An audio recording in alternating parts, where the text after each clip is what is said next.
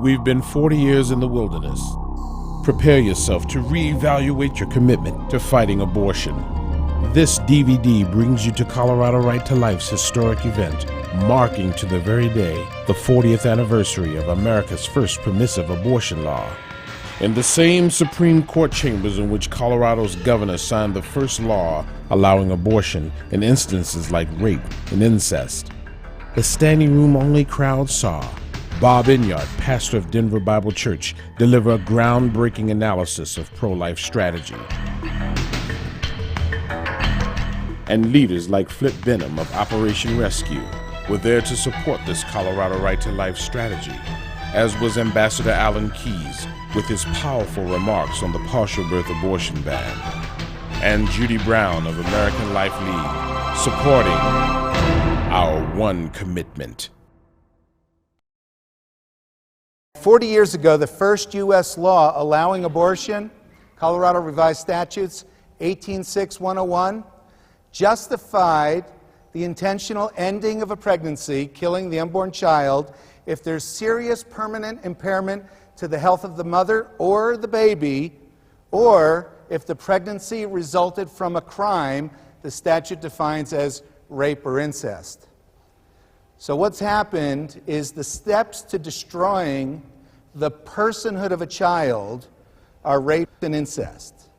And then what happens is the personhood, legal defense of that little baby crumbles because you can't kill a person for the crimes of someone else. So as soon as we accept this lie, that is what has led to the slaughter of children by the millions. Remember, half a century ago, after World War II, American judges and our allies put on trial German officials and judges. And those judges defended themselves, saying, we were upholding the law. But our judges said that is not a defense when you're murdering the innocent. 50 years ago, even Hollywood understood that point. If it means anything to you, you have the respect of at least one of the men you convicted. By all that is right in this world, your verdict was a just one. Thank you. What you said in the courtroom, it needed to be said. Judge Haywood, the reason I asked you to come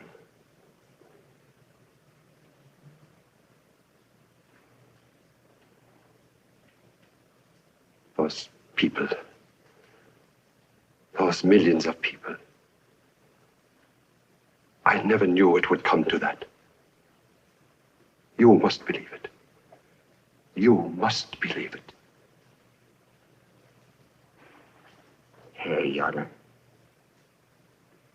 it came to that the first time you sentenced a man to death you knew to be innocent.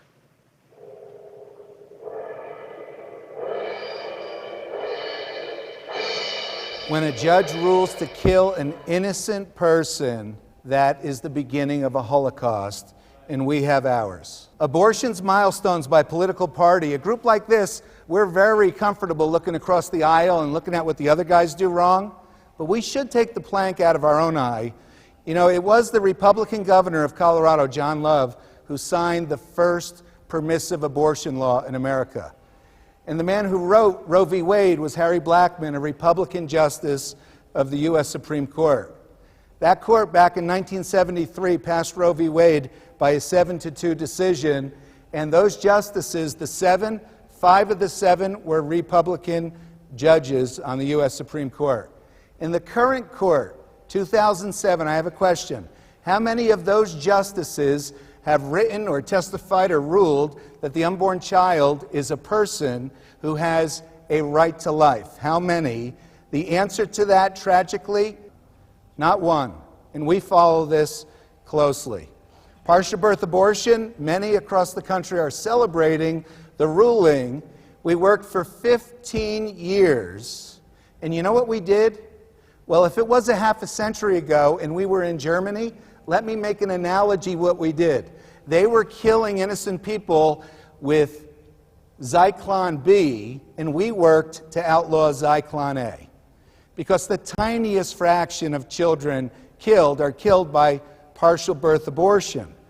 And we've celebrated the Gonzalez versus Carhart decision, but let me quote to you from that decision. Section 4, our justices wrote, "The act does not on its face impose a substantial obstacle to late-term abortion." They also wrote in Section 3, Part A, this partial birth abortion ban requires the fetus to be delivered until any part of the fetal trunk past the navel is outside of the body of the mother. They go page after page after page saying you could pull out the baby, you could pull him out, his feet, his legs, his hips, up to his belly button, and then kill him, and that's fine. Just not past his belly button. This is what we celebrate as an answer to prayer. Respect for life.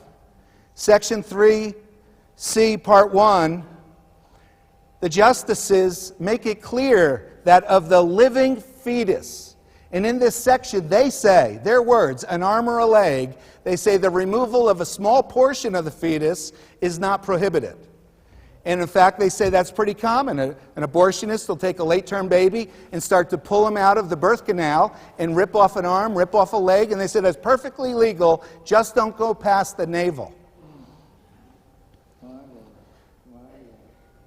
This was 5 Republican judges who passed this law. That was the majority, 5-4. And all 5 were nominated by Ronald Reagan or George Bush or George W. Bush. And this is what they wrote in Section 4, Part A. The medical profession, by which they mean abortionists.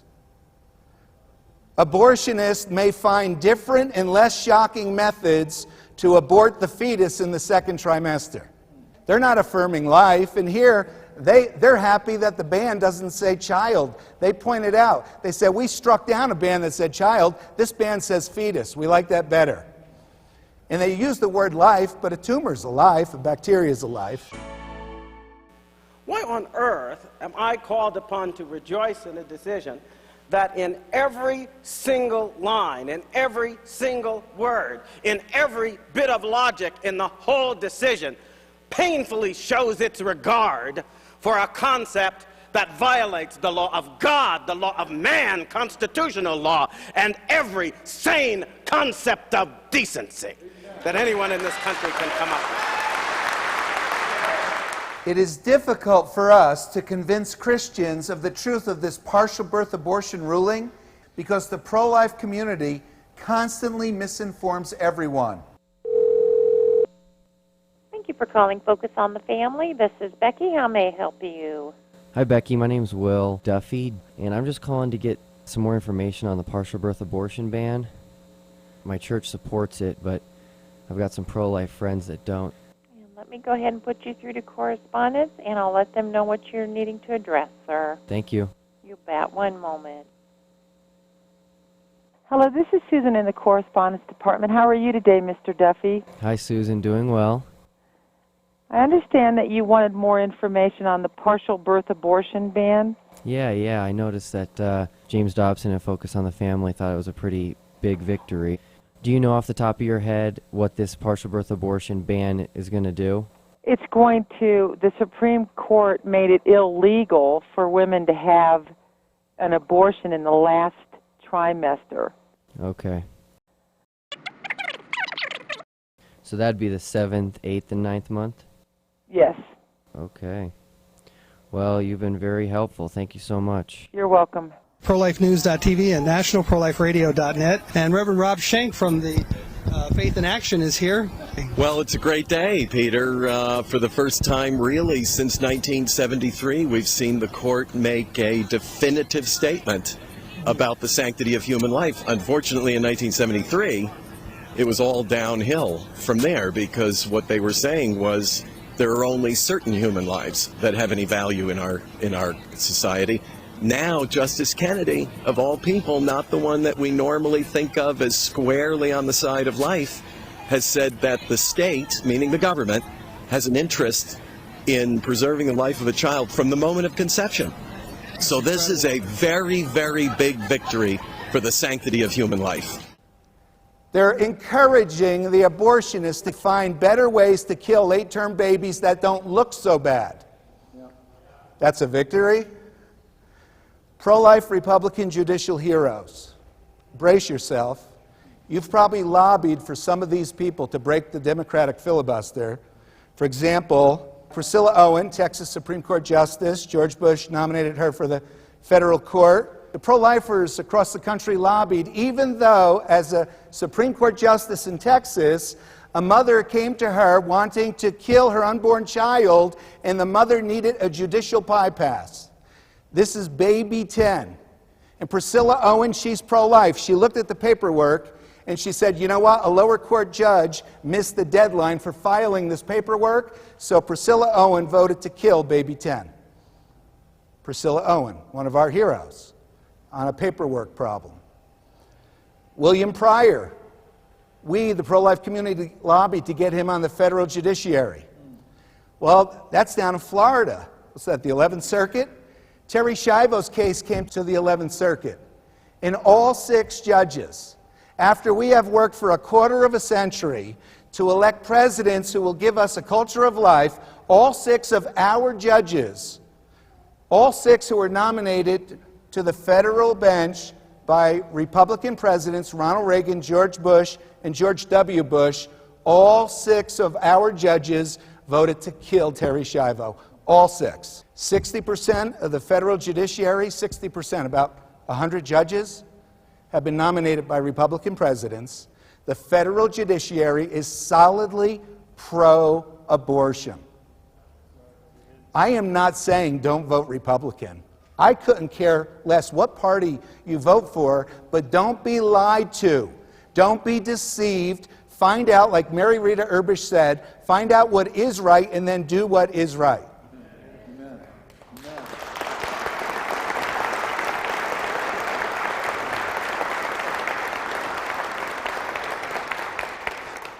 I'll give you just 3 of Samuel Alito's aggressively pro-abortion decisions.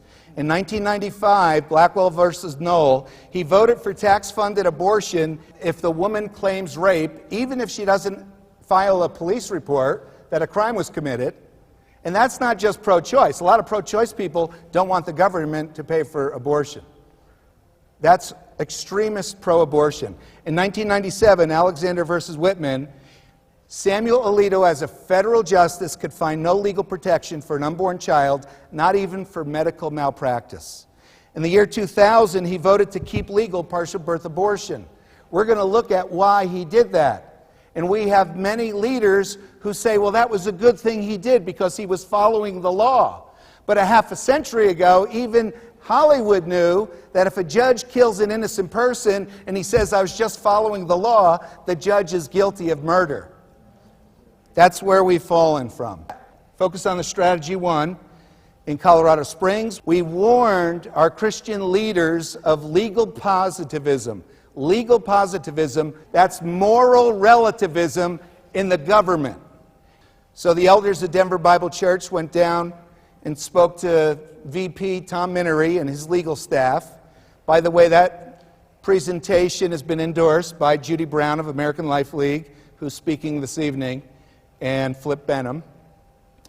And what we did was warn them over and over and over of the dangers of legal positivism. That was 2 years ago. We were thrilled that this last year, Focus on the Family in 2006, produced a video, The Truth Project, that's going out literally to hundreds of thousands of people, and it's fabulous. And it warns of the deadly dangers of moral relativism.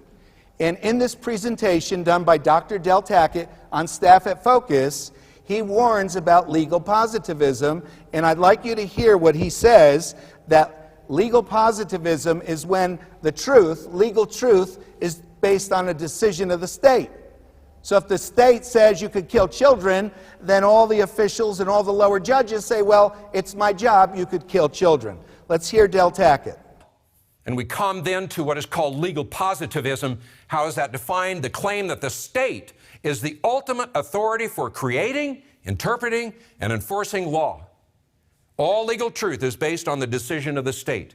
And all law is based upon what? An ethical notion. The state now is in the position of determining what is right and what is wrong. Gary Bauer ran for president with the encouragement of a lot of us, pro-life, conservative, Christian, longtime associate, a focus on the family, and he wrote about Samuel Alito's ruling in 2000 where Alito kept partial birth abortion legal. And he was responding to Colorado Right to Life Vice President Leslie Hanks, who's right here. He wrote on November 8th, 2005, on the 2000 partial birth case, Alito wrote a separate concurring opinion that simply cited Stenberg as binding precedent. As a judge committed to judicial restraint, that's exactly what he should do. The most evil rulings in the history of America, and our Christian pro-life leaders affirm them and defend them as good because they're following the process. That's what the Nazi judges said when we found them guilty of murder, how far we have fallen. Moral relativism is legal positivism in government. These isms are humanism. Man gets to decide who you can murder. Such isms cannot be controlled. You tell millions of conservatives that do not murder is not binding, and then what are they going to do the next 20 or 30 years? Relativism destroys the morality of the church.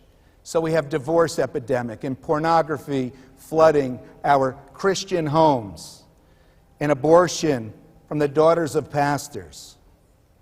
Dr. James Dobson wrote also to us about Alito's ruling on partial birth abortion. This is moral relativism, legal positivism at the highest level of American Christian pro-life ministry. Dr. Dobson wrote a letter. He signed it. He penned a note at the bottom. And it was to one of our listeners, Gary, who works in the federal justice system. And Dr. Dobson was writing about the concerns at our website, kgov.com, where we air our radio show, Bob and Yurt Live. And he said, kgov.com questions my support for Justice Samuel Alito.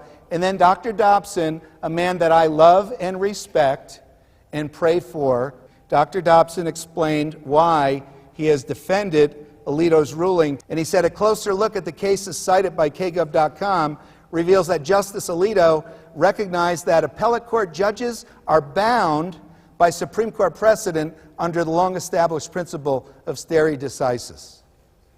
That's not true. No man in the history of the world has been bound to murder an innocent person because it was his job. That's not true. And you know what? They say we are a nation of laws. But when that nation violates do not murder, we are a lawless nation.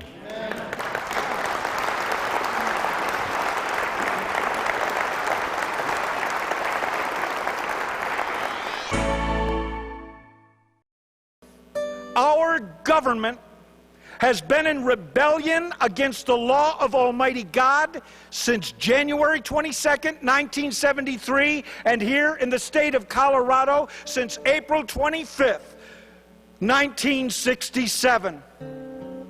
The Supreme Court of the United States of America declared that children in their mother's wombs were not fully human and therefore were not entitled to the full protection of the laws of our land. Rudy Giuliani, the leading Republican candidate for president right now, I call him the popular partial birth abortion candidate because he's advocated even that for all these years. Homosexual marriage, pro-choice, even partial birth abortion. You think of conservatives, religious conservatives on the air, and how they fawn over Rudy Giuliani, and how they want to endorse them, and they almost do, and then they remember there's a lot of pro-lifers in my audience, so they back off a bit. But which of our national pro-life conservatives in the media would oppose Rudy Giuliani if he got the party's nomination? Bill Bennett the other morning basically said the greatest good a Christian could do is if he's willing to set aside his single issue and support Rudy Giuliani. That's Bill Bennett. Michael Medved a week ago said, I haven't endorsed Rudy Giuliani yet. Hugh Hewitt, I interviewed him on the floor of the Republican National Convention in New York City. You can hear the whole interview on the website, but here's the very end of the interview when I asked him, Hugh, what if Rudy was the party's nominee? Would you support him? All right, Hugh Hewitt, last question. Would you support Rudy Giuliani if he were the party's nominee? Yes. We have erased the moral difference between the parties at this point because we violated do not murder, and now where will we not compromise if we violate that? Rush Limbaugh is going to oppose Rudy? Is that where it's going to happen? Pat Robertson said to ABC News, they asked him, and he said Rudy Giuliani is a good friend and he'd make a good president. Steve Forbes ran the strongest anti-abortion ads of a presidential candidate I ever saw in my life a few years back. You know what he's doing today? He's on the campaign committee for Rudy Giuliani for president. Multiply those people 100 times over. Laura Ingraham is, I think, the most angry as a conservative, religious, pro-lifer in the media nationwide about Rudy. I'd like to let you hear a bit of a discussion she had with the publisher of the Weekly Standard, Bill Kristol. You could hear the whole thing on the internet. And I'm very concerned that the Giuliani juggernaut that we're seeing right now is going to, in some way, leave behind the social conservatives. Bill Kristol responded. If you could add New Jersey, let's say, as Giuliani might, to the mix of states that Republicans can carry. That's the way the conversation went, sort of political considerations. And I'm not saying Laura said, okay, I'm going to support him, but maybe 1,000 people in her audience that day said, you know what, Rudy's not too bad, and he could help us win another election. So this is how it ended. Well, you made me feel better. Bill Kristol. Yeah, I do my best. This is my role in life. It made me feel sick. Brian Rohrbaugh, the president of Colorado Right to Life, was on probably the most popular pro-life TV show. It goes out to Christian leaders around the country. Life Talk, published by Life Dynamics out of Denton, Texas, with host Mark Crutcher. Listen to Brian Rohrbaugh clearly state the position that we are urging each one of you to adopt today.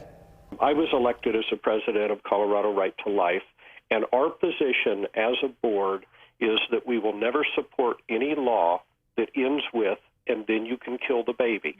Now, Right. That includes every type of law that would regulate abortion. So anything that allows for the abortion after you meet these certain conditions is inherently evil. It goes against God's command of thou shalt not murder. Absolutely. You can't kill the baby if you pull him out past the navel, but if you pull him out right to the umbilical cord, then you could rip his legs off and kill him. That's what our Christian pro-life leaders celebrated as God's answer and the proof that the High Court is moving toward life. Legal positivists, pro-lifers, ignore the harm that they're doing. And I'd like to give you one example from 1,000 we could give you. From a debate on National Right to Life's Fetal Pain Act. Last year, they introduced a bill to warn mothers that their unborn child would feel pain if you killed the baby in the womb. That is absolutely the right thing to say, because that affirms the personhood of the child. The child is a person. That child could feel pain. But then they went on. Their act said then the abortionist must be required to offer painkiller to the baby.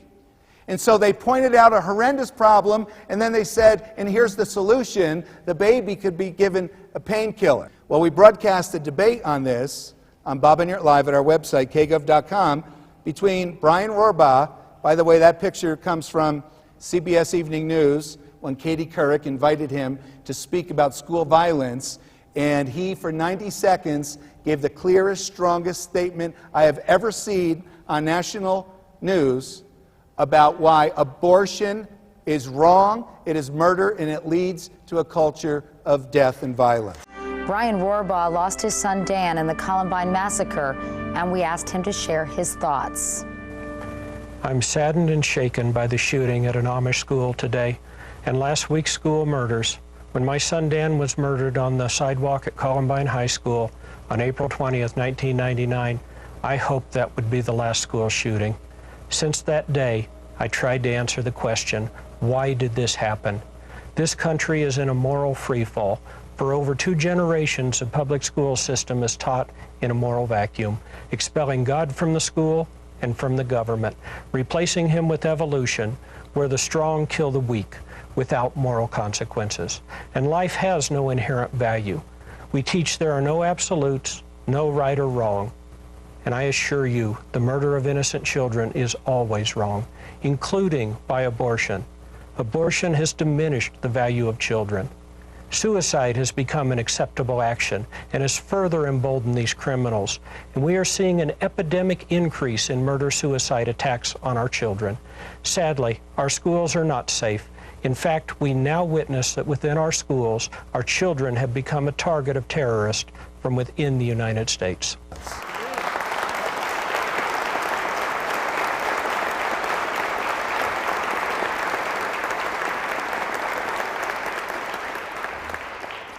And I'm only using Steve Ertel as an example. He's the publisher of LifeNews.com. He's the president of Wyoming Right to Life. Listen to the debate.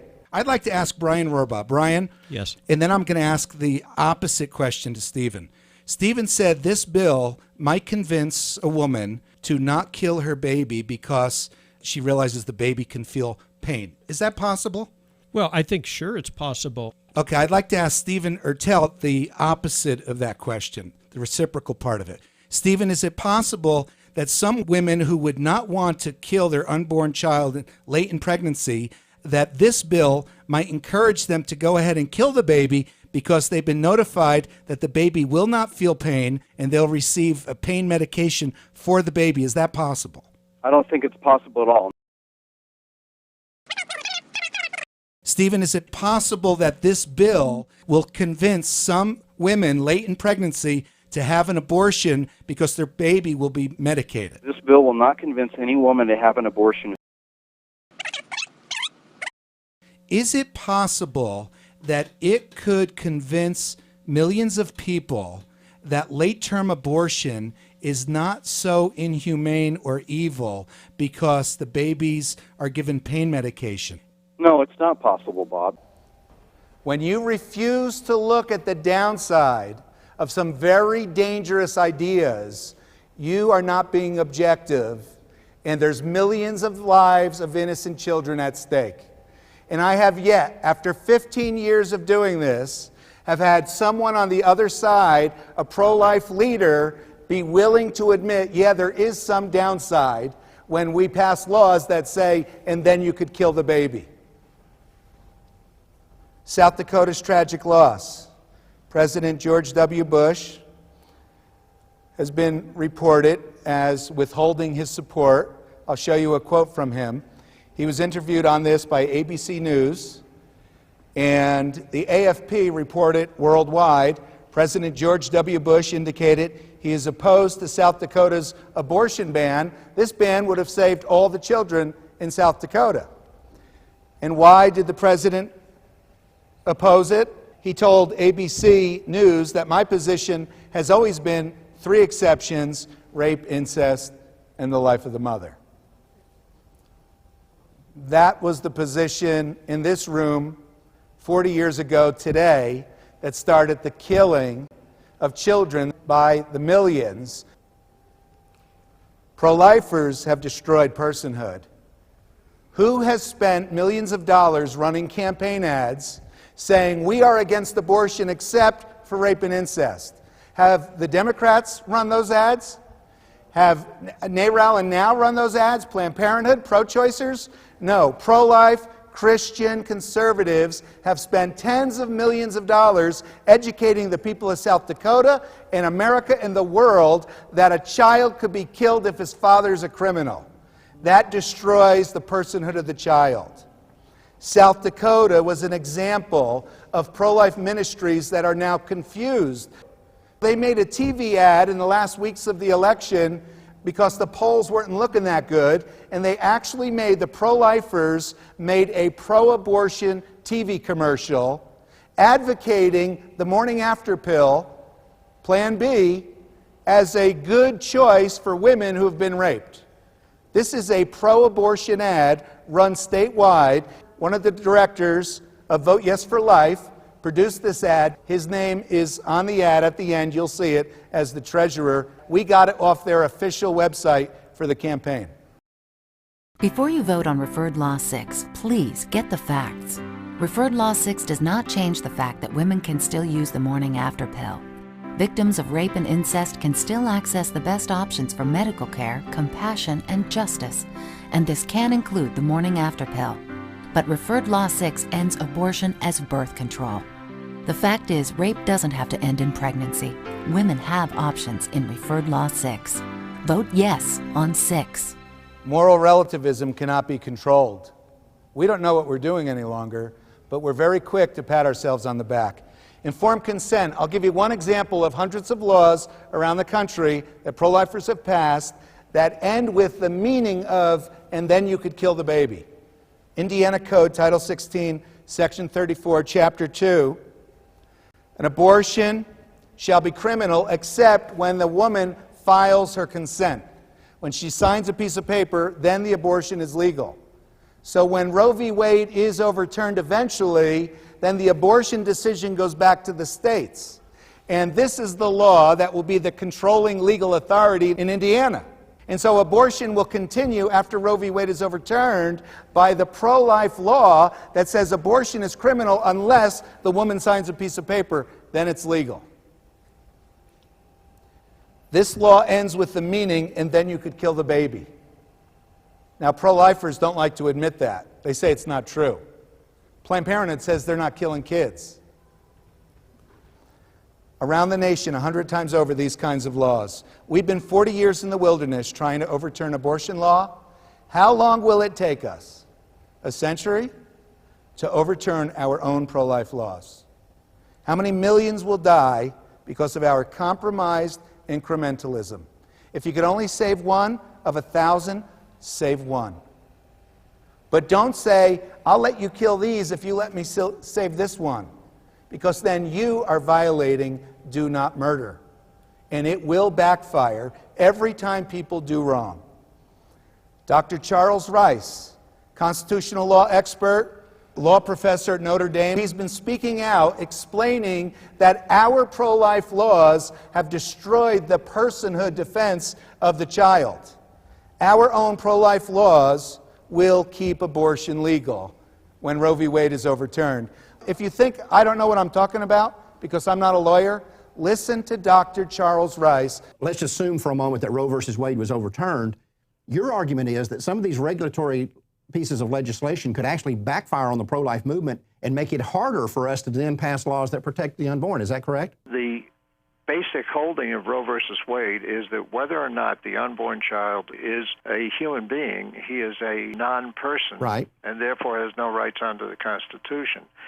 The court said that if the child is a person, then the case for abortion collapses, and that was their word, collapses. Right. And their position is that whether or not he's a human being, he's a non-person, which is the same in effect as a holding that an acknowledged human being is a non-person, which is exactly what the Nazis did to the Jews and what the Dred Scott case did to the slaves and so on.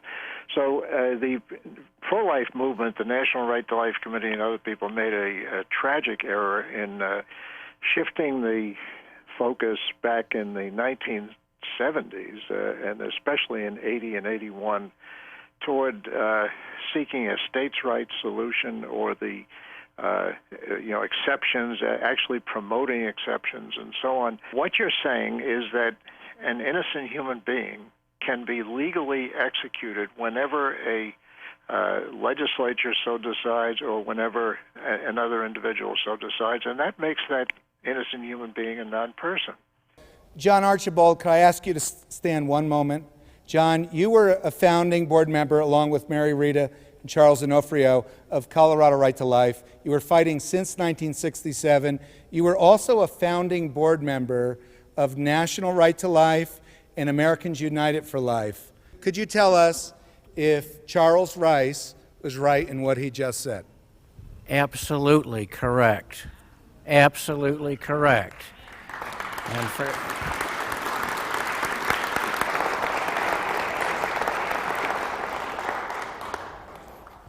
because these two venerable organizations, National Right to Life and Americans United for Life, on whose boards I served, because they adopted this so-called incremental strategy, which was not only immoral, but strategically wrong.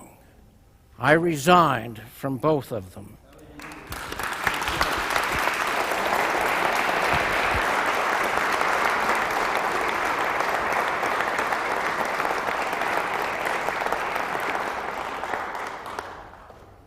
Charles, if you want to interrupt, just come up here and let me know. Roe v. Wade, you could read it in the decision. If personhood is established, the case for abortion collapses, for the fetus right to life would then be guaranteed. Harry Blackmun understood the truth better than our pro-life leaders today, and he's the author of Roe v. Wade. Hundreds of pro-life laws. John Archibald just mentioned Americans United for Life. They are the legal pilot of the pro-life movement, advocating all these laws that end with, and then you could kill the baby. We have passed hundreds of these laws. Now we need to repeal them whenever Roe v. Wade is overturned. These laws are AUL approved. These maps I'll show you, the darker colors typically are worse. States where if you wait 24 hours, then you could kill the baby. So when Roe v. Wade is overturned, well, if you wait 24 hours, you could kill the baby. In states where minors need parental authority, and states where if you give informed consent, you can kill the baby. So Roe v. Wade eventually is overturned. The pro-life leaders think that's it. That's it. Then we won. Now, you know what happens then? Then we go through this quagmire. Look at the nightmare we have created for ourselves of a network of hundreds of pro-life laws that we have to go to the media, the politicians, the judges, and the public and say, our laws were evil. Please help us repeal them. And they will mock us. And they will say, abortion's not extreme. This is your own design. Never give up the battle. Never compromise. Amen. Never for 1 minute agree that there's even one innocent human being whose life is expendable. The number of annual abortions and the rate of abortions as a percent of pregnancies have declined for many reasons unrelated to the regulation of child killing. Compared to 15 years ago, pregnancy itself is way down. And one reason is that out of all annual sexual encounters, today, many millions more than in the past are lesbian encounters, all of which is immoral, but which has also reduced pregnancies, which in turn reduces abortion numbers. The stigma for unwed pregnancy has greatly faded, which can reduce the abortion rate. Also, economic growth has reduced the perceived need to abort and thus lowers the abortion rate. Crisis pregnancy centers have become more effective, as has ultrasound technology and sidewalk counselors, all of which reduce the abortion rate. And the pregnancy rate itself is falling. Among teens, for example, it has plummeted over 30% during these years, and that reduces the number of abortions. Our movement, unethically playing with statistics, claims all this result as the good fruit of child-killing regulations. We prune the abortion weed and strengthen its root. We make abortion look better to politicians by requiring waiting periods. And so they believe that the decision to kill a fetus is not impulsive or rash. We make abortion look better to judges by requiring parental involvement, because now the law requires teenagers and parents to communicate regarding a crisis pregnancy. We make abortion look better to millions of Americans by requiring informed consent. and so they can trust the woman who is now even more well-informed to make her own choice. When you compromise on do not murder, the results always backfire, and abortion easily becomes more entrenched. It was Jason Troyer, a board member of Colorado Right to Life, who said it correctly. Child-killing regulations just prune the abortion weed and strengthen its root. The argument for personhood is simple. Even a young one can master it. And upholding the personhood of the fetus is the only actual safeguard for the unborn. Yet what have we done? We have fought for 15 years for a partial birth abortion ban that never had even the possibility by law of saving a single child. And if we fight on personhood and win, then innocent life is protected. And the Born Alive Infants Protection Act is unnecessary, as is the Unborn Victims of Violence Act. And winning on personhood, from fertilization until natural death, is the only possible victory against chemical abortifacients like RU46 and Plan B, the morning after pill. Pro-lifers have spent 1 million hours explaining why they support rape and incest exceptions in their laws and candidates, decimating the personhood argument. And we fought for laws based upon trimesters and viability. And just wait 24 hours and then you can kill the baby. Or get dad's okay and then kill the baby. Or just notify your mom and kill your baby. Or we explain why we want clinic regulations and they kill children in better environments. And the babies feel pain, so National Right to Life wants to mandate anesthetic to solve the problem.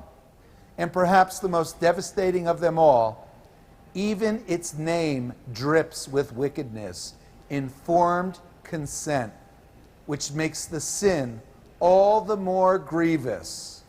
Informed consent, as with so many other of our regulations, these laws will be the nails that keep open the clinic doors after Roe v. Wade is overturned, when tragically, state law will determine whether you can kill your son or daughter. Recommendations? What you can do. Learn to see legal positivism. Pray for our leaders to do what they know is right. They should all recast their strategy to this pledge given so many years ago. Finally, I want to give a pledge to you on a political level, and I'm speaking for myself, not Focus on the Family, which is a non-political organization. I can just tell you that I have determined that for the rest of my life, however long God lets me live on this earth, I will never cast one vote for any man or woman who would kill one innocent baby.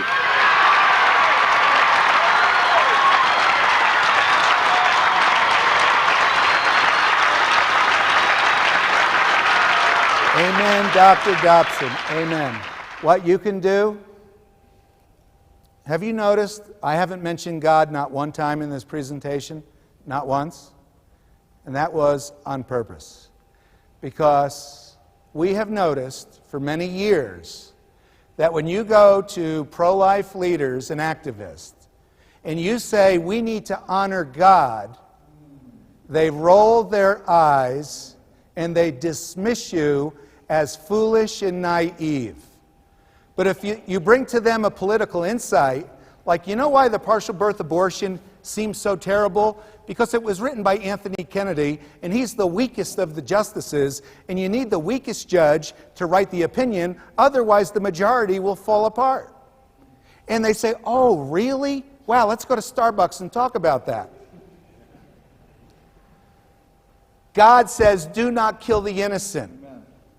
The Bible says it is slander to say that we should do evil that good may come of it. Yet that has become the pro-life slogan. The Bible says we must obey God rather than man. So 3 things to do. Fight against murder. You know, it's the pro-aborts on their websites that are arguing for judicial restraint and original intent. It's the pro-aborts that have adopted those words. We should show our pro-life leaders what they need to do, have the courage to call for judges who fear God and will protect the innocent.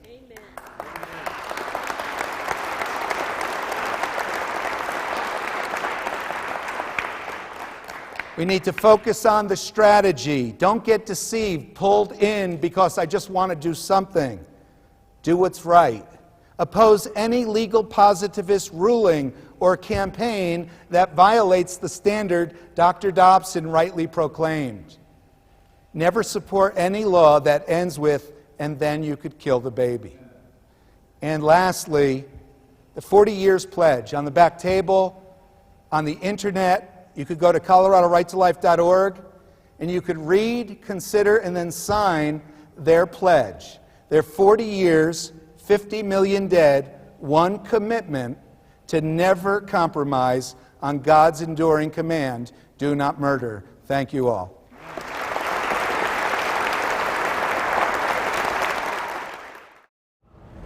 Abortion clinics all across America continue the killing of children unabated. We are here in Birmingham, Alabama at the All Women's Center. Really, how are we going to stop the killing? There are two ways. First, the pro-life movement must continue to cause unrest, the kind of social tension that moves governments to change direction. And secondly, we must educate our leaders, our judges, and the public regarding the personhood and the God-given right to life of the unborn. Did you look into his eyes tonight? Did you hold my orphan child tight? Was he beautiful through all the pain? Despite the shame